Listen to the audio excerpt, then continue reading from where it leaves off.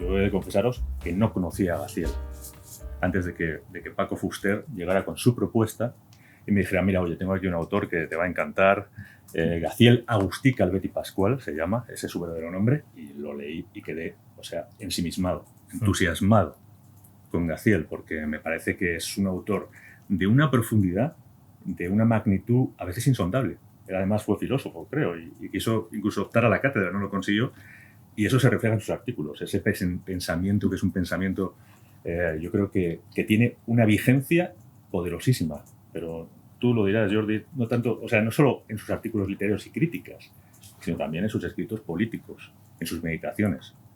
Creo que es un autor muy relevante. Ya lo decían un montón de gente que era uno de los grandes periodistas olvidados del siglo XX, pero yo no diría periodista solo, es un grandísimo pensador intelectual, ¿no? Y además un intelectual comprometido, que yo creo que es como deben ser los intelectuales y sobre todo ahora. Entonces, por eso viene muy al caso que lo recuperemos, porque creo que estamos en momentos de transformación, como Gaziel vivió también en su momento, momentos de una intensísima transformación, y creo que estos personajes son muy necesarios y recuperarlos para nosotros pues es fundamental, ¿no?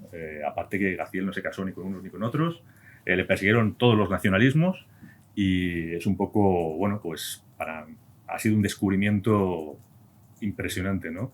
La independencia de criterio que tiene que tener todo buen intelectual, ¿no? De no estar con unos, con los otros, con ambos nacionalismos, el catalán y el español, y de buscar la reforma de la política, que es lo que en el fondo estamos buscando ahora mismo todos, ¿no?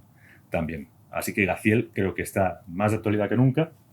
Y bueno, pues aparte del libro hay 8 podcasts súper interesantes con una entrevista a Paco Fuster. Hay otros 7 podcasts de artículos, porque veréis que hay un montón de artículos literarios de distintas figuras. Y yo no quiero decir nada más, porque ya bastante he dicho, y te dejo, querido Jordi. No sé si conocéis la trayectoria de Francisco Fuster, pero él es un historiador de formación, pero que su campo de investigación es la historia cultural y sus aportaciones para conocer ese periodo son realmente importantes. Desde Azorín, Baroja, Camba y ahora Gaziel, digamos que desde la academia, con rigor, aporta información y rescata documentación muy valiosa para poder comprender ese periodo que es seguramente el más brillante de la cultura española de la época moderna. Y en ese periodo Gaziel tiene un papel, yo creo, enormemente relevante y no sé hasta qué punto suficientemente valorado. El 9 de septiembre de 1914, hace 110 años, en la página 7 del diario de la Vanguardia, yo creo que se publica un artículo que cambia la historia del periodismo español. Su autor, que no había publicado hasta entonces en ese periódico, lo fecha, no recuerdo el día exacto, pero es principios de la Primera Guerra Mundial en París. Se titula, esa serie empezará a titularse con el título de Diario de un estudiante en París. Al cabo de unos meses, al haber tenido un éxito descomunal, se publica en volumen y desde este momento Gaziel, desde el año 14 hasta el 36, tiene una consideración enorme como periodista en Barcelona, en Madrid y en España.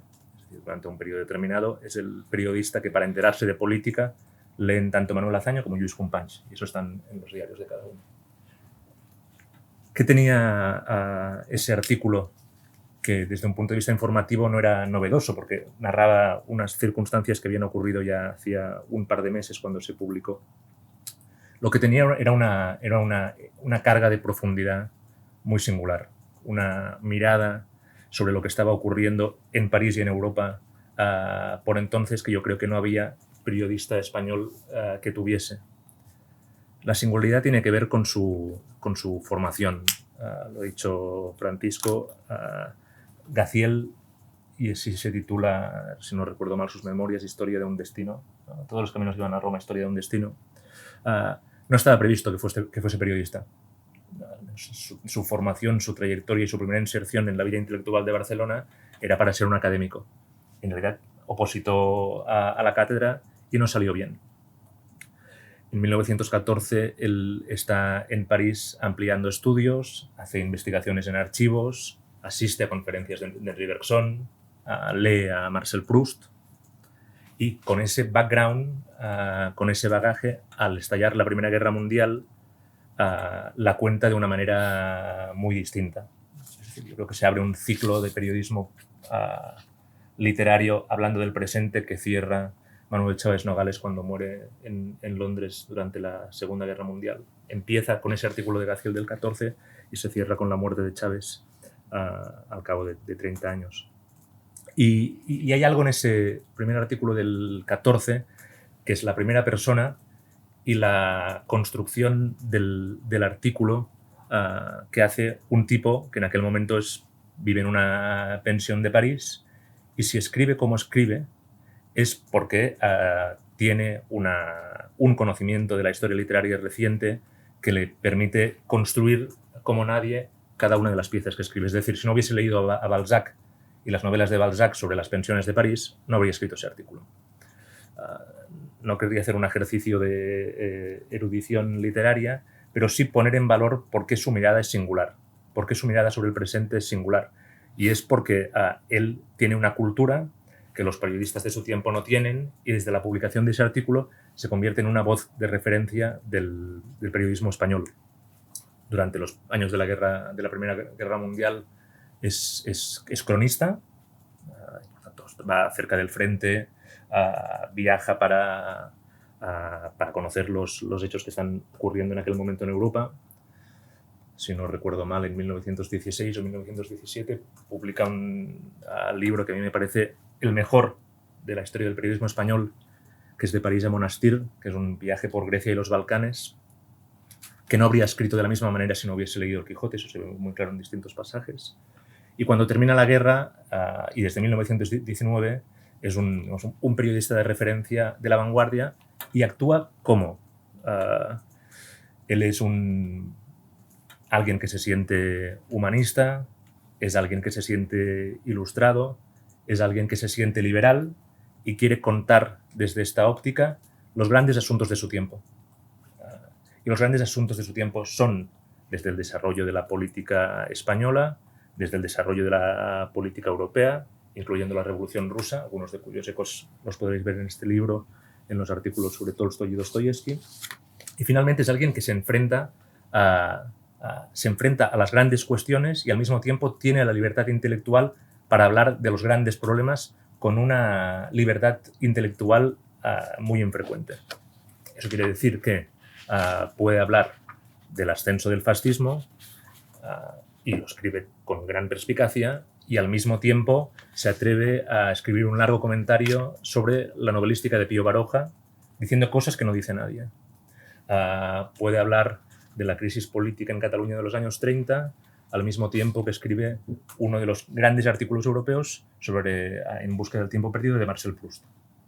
Y esa doble naturaleza del Gaziel periodista, del que habla del presente y de la crisis de la democracia en el presente, y al mismo tiempo que sustenta buena parte de su mirada en una profundidad intelectual inédita en el contexto periodístico español, es el que ahora descubrimos en este libro, porque la selección de Francisco Fuster tiene el mérito de mostrarnos tres caras claves de ese intelectual. Lo veréis, es la tercera parte del volumen, el intelectual que piensa su tiempo desde una óptica catalana, es decir, es alguien que nos presenta las grandes figuras de la cultura catalana de finales del XIX y principios del siglo XX con sus artículos, poetas, novelistas, dramaturgos. Desde esa posición piensa también la cultura española, esa cultura española de la Edad de Plata. Por tanto, está Baroja, está Marañón, está Zorín, están los Álvarez Quintero. Hay un artículo fantástico sobre Gómez Carrillo, el corresponsal mítico en París, el bohemio, al que él conoció en París. Y después está el tipo que piensa la gran tradición cultural occidental, y ese es el bloque fundamental del libro, que es el que lo abre, con un artículo. Empezamos con Shakespeare y acabamos por Chesterton, pero pasamos por Flaubert, Tolstoy, Dostoyevsky, Pirandello, y habla con absoluta libertad y conocimiento de causa de cada uno de ellos.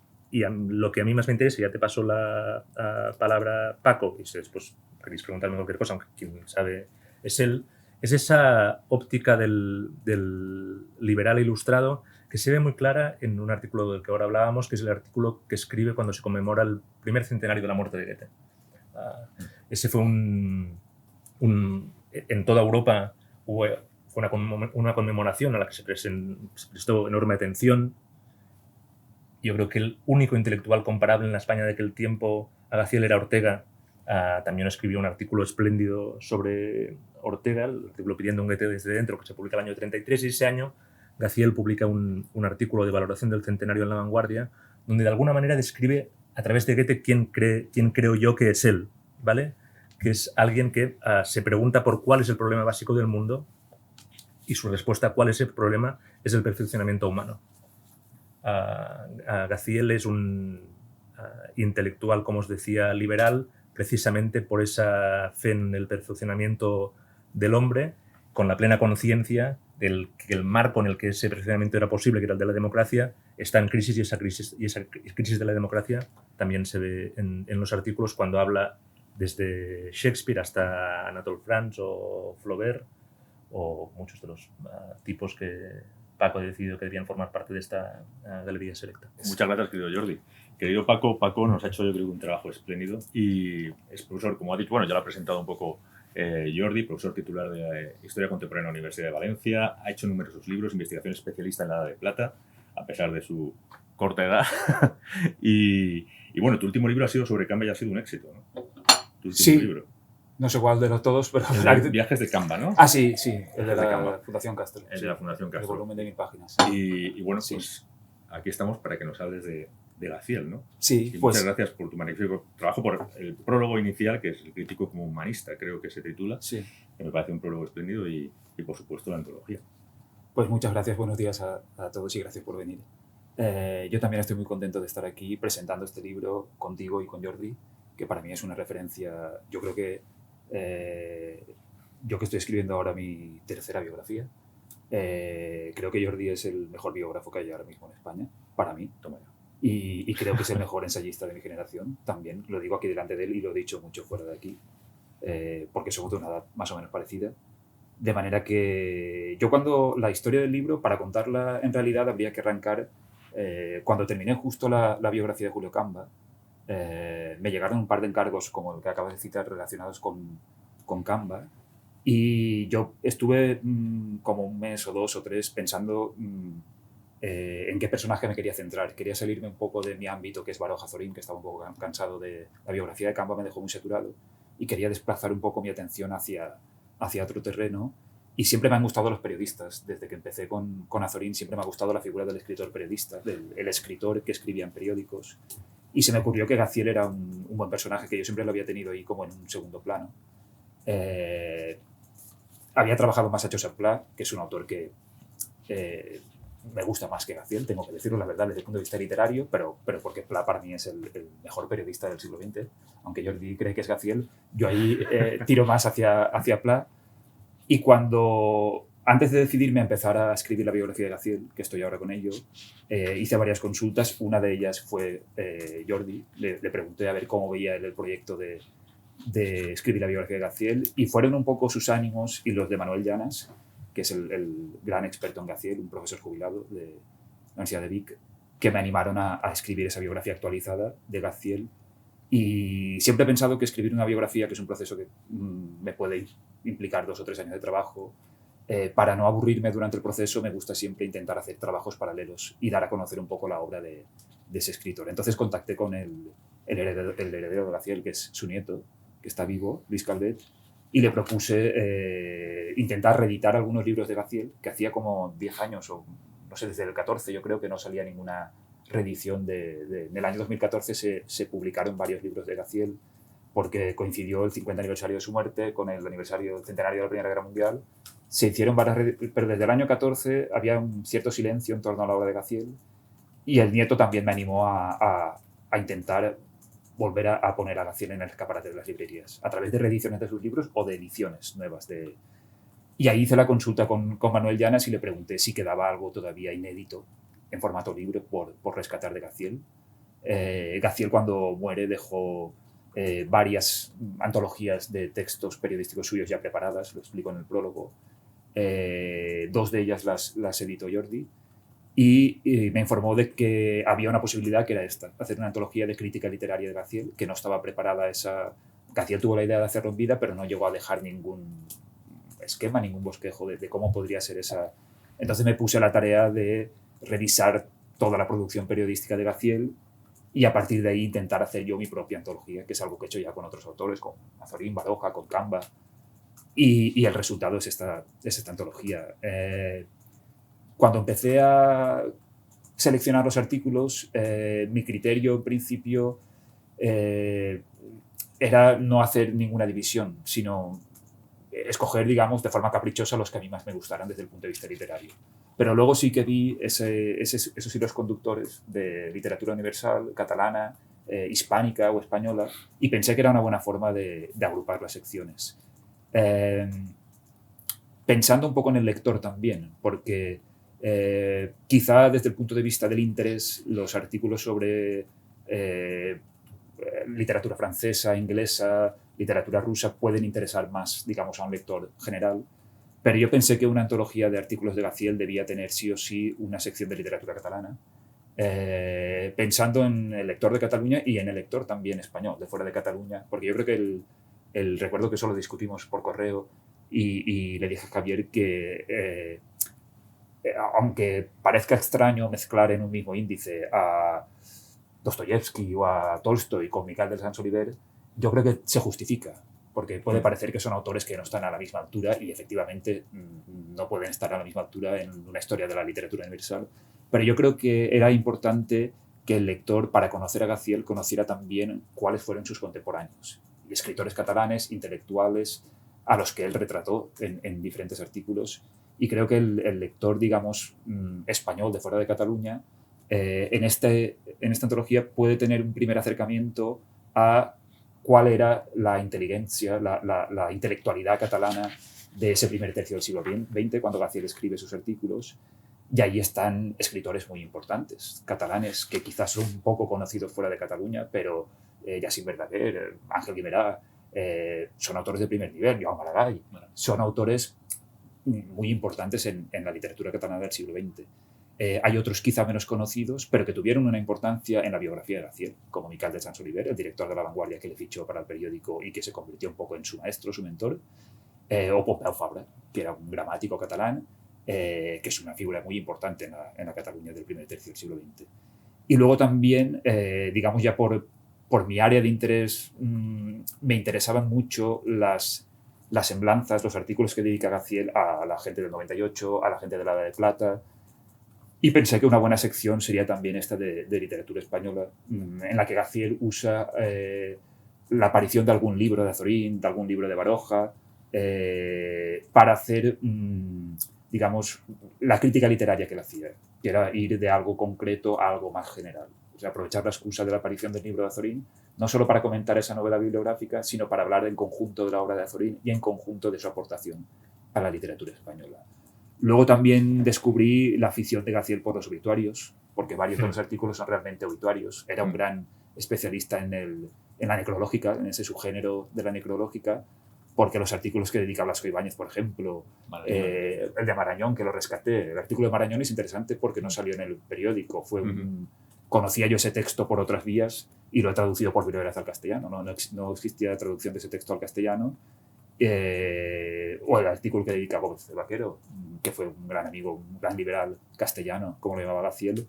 Yo creo que también podría haber sido el hecho de que él empleara los obituarios, los artículos conmemorativos por centenarios, ya te dan una idea de que realmente no era un crítico al uso, no era un reseñista de libros, de novedades, que estuviera pendiente de la última novedad, sino que él empleaba la crítica literaria, yo creo, como una excusa para hablar de algo que tenía un interés más general, que se salía de la coyuntura. Por eso, lo digo en mi prólogo, era un crítico muy atento a los acontecimientos culturales a nivel europeo, español, catalán. Cuando habla de Chesterton, por ejemplo, ¿no? Que comenta la colección Bernameche, la traducción que han hecho al catalán de Chesterton.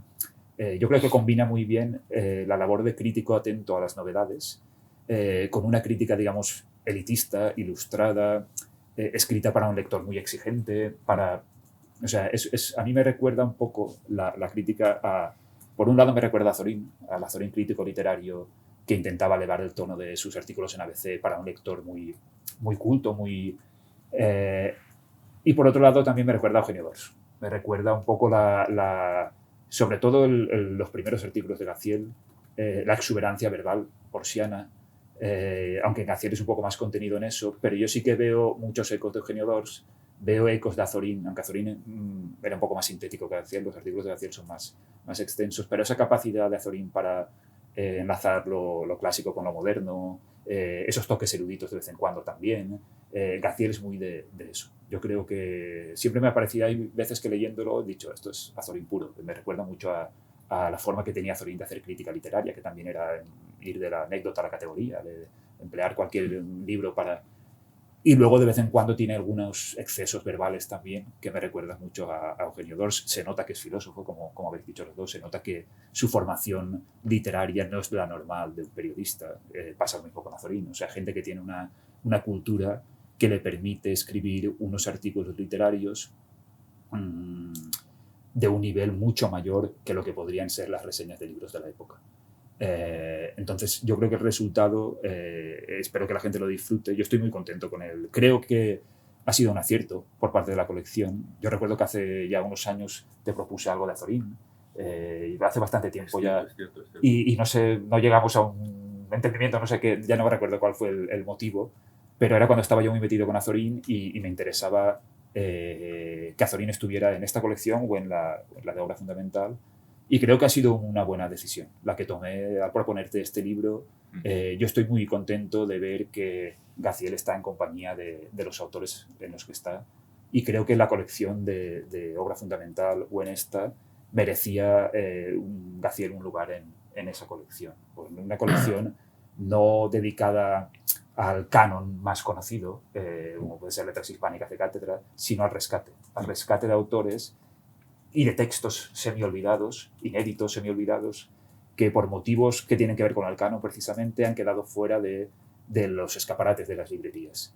Yo creo que Gaziel, que es sobre todo conocido por su periodismo político, el hecho de que sea tan conocido por el periodismo político ha hecho que las otras facetas de su obra periodística, como esta, hayan quedado muy ocultadas, muy en la sombra. Y yo creo que este libro es como una reivindicación de la obra periodística en conjunto de Gaziel. Es decir, aquí hay un periodista que escribió 1.200, 1.300 artículos y buscando en la hemeroteca se pueden rescatar textos que se pueden leer perfectamente hoy en día, a pesar de tener 100 años, y son de plena actualidad.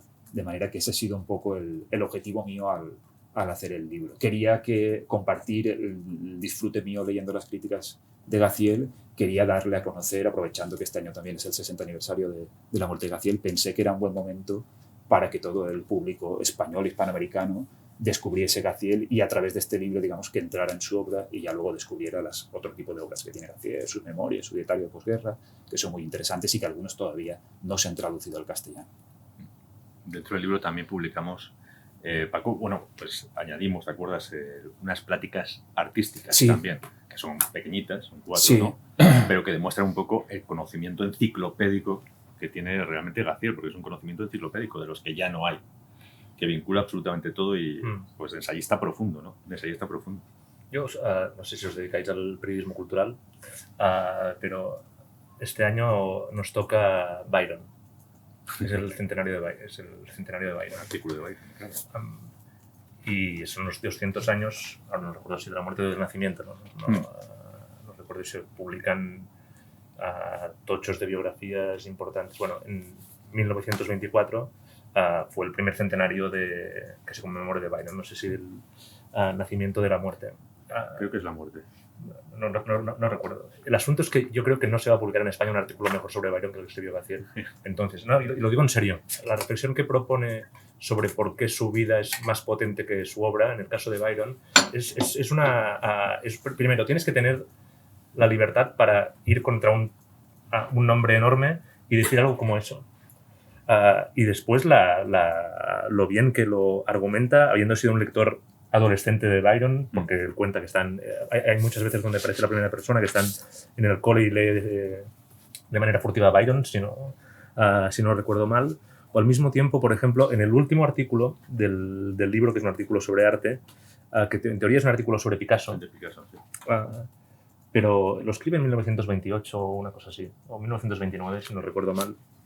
Y Picasso entonces es Dios.